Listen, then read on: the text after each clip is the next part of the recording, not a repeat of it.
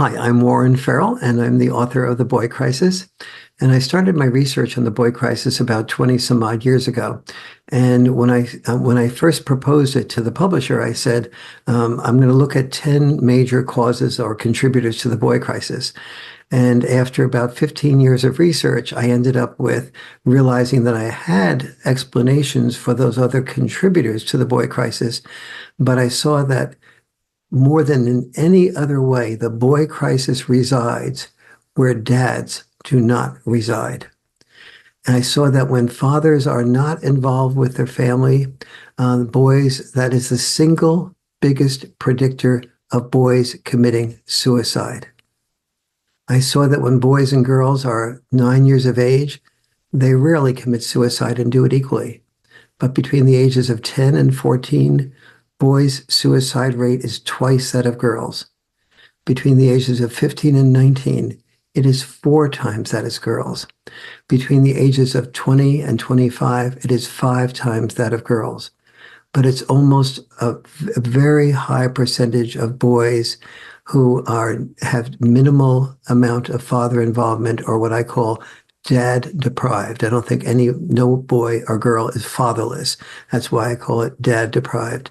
And so then I started looking more closely and saw that the prediction of a lack of father to commit suicide is only as being the single biggest predictor of suicide was only one of 70 different metrics in which boys and girls do considerably worse without their dads. One of those metrics is addiction to video games. Another is addiction to drugs. Another is death from overdose of drugs. Another is mass shootings. We often say mass shootings are a result of poor family values or guns being in the home and so on. And guns being in the home is an important contributor, but even more important is the fact that it's not girls committing suicide. Girls have all the guns in the home. They have the same family values. They have the same exposure to TV. It is the fact that the people who commit suicide, especially via mass shootings, and do it especially in school shootings. Those are predominantly A, boys, and B, boys who are dad deprived. When I ran for governor of California and I spoke to multiple prison populations, I started asking the prison populations, how many of you were raised with an involved father? 5-10% raised their hands that they were. 90 or so percent raised their hands that they weren't. These prisoners came up to me afterwards and they said, when you told me how important fathers are, for the first time in my life, I wanted to live. I felt I could contribute something to the family.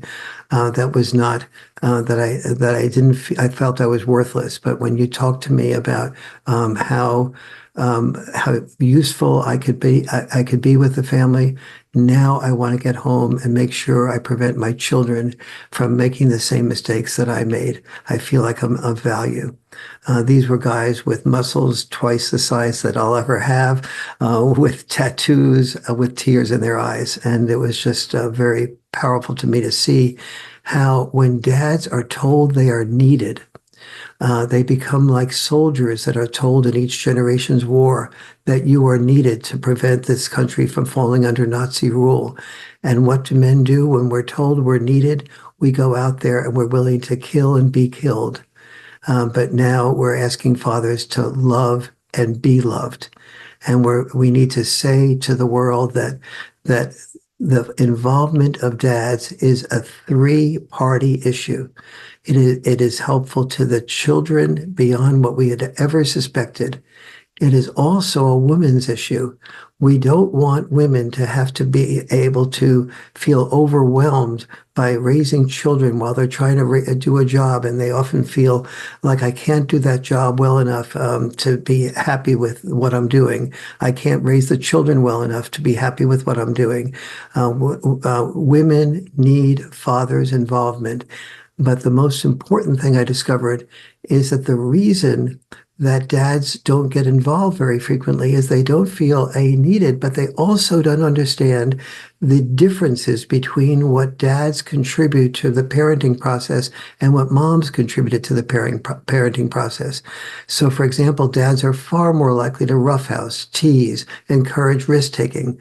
But very few dads say, sweetie, meaning my wife, I would like to roughhouse with the kids. And by the way, among the things that kids will get from the way my roughhousing style is they'll get to think of their brother and sister, because their brother and sister may get hurt. And when they get hurt, I'll stop the roughhousing and until I teach them the difference between being aggressive versus being assertive. And therefore, I'll teach them to think of their brothers and their sisters' needs, not just their needs. And then cite the data about how when dads roughhouse, the children become more empathetic. Well, the average father doesn't go ahead and say, I want to roughhouse because it'll teach the children to be more empathetic. It's like the most counterintuitive thing you can think of. But also the roughhousing leads to postponed gratification, because when the father says you'll lose the roughhousing, the kids respond like a doggy does when it knows it doesn't get the treat unless it behaves in a certain way. And the dad is saying, if you're going to stick your elbow in your sister or brother's eye, we're going to stop the roughhousing. So therefore, we're going to stop the treat. And even though you'd like to push your brother or sister away in order to win at the roughhousing, you don't have the option to if you want that treat of the roughhousing. Therefore, what the child is learning is postponed gratification. And postponed gratification is the single biggest predictor of success or failure.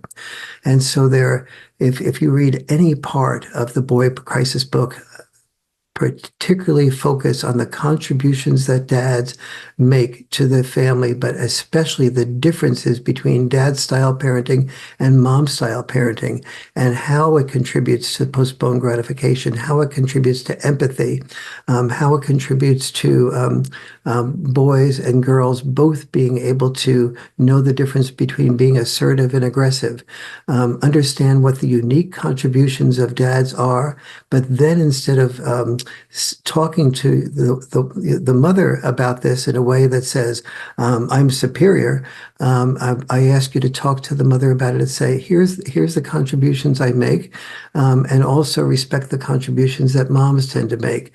Moms very often will say something like, no, sweetie, you can't climb on that tree. It's too dangerous. Maybe later in your life you can.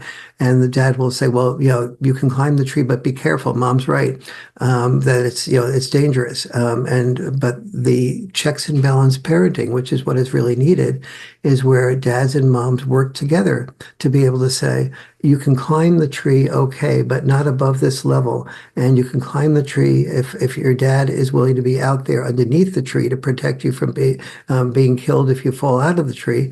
And dad gets to say to mom, when the child climbs the tree and takes risks and decides which risks are worth taking and which risks are not worth taking, a few things happen. Number one is their IQ increases because their neurons are connecting in uncomfortable in ways that haven't been trained to connect, so that the children learn to decide what risk is worth taking and what risk isn't worth taking. And the children are getting to learn those decisions while they have parents around, not be protected all their life and then suddenly go out into a world being unprotected. So there's so much what I call checks and balance parenting, that children that do best in life have this checks and balance parenting. This is a worldwide issue. This is why I'm so glad that this is becoming an international group that is being formed. And so I can't think of anything better than to bring this issue to the world. It's one of the greatest contributions we can make to our children. Thank you very much.